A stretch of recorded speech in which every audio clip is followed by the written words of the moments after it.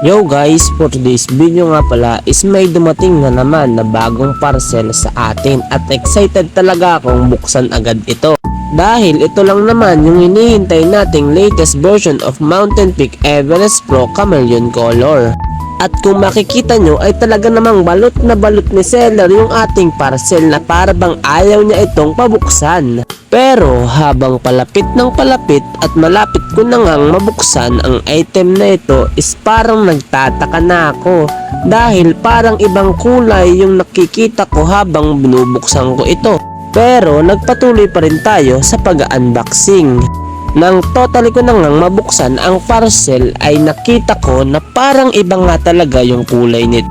Na para bang rainbow silver ito at hindi chameleon color. Agad nga akong napachat kay seller dahil parang mali yung ipinadala nila sa akin. Ngunit tugon ni seller ay ito nga daw yung chameleon nila.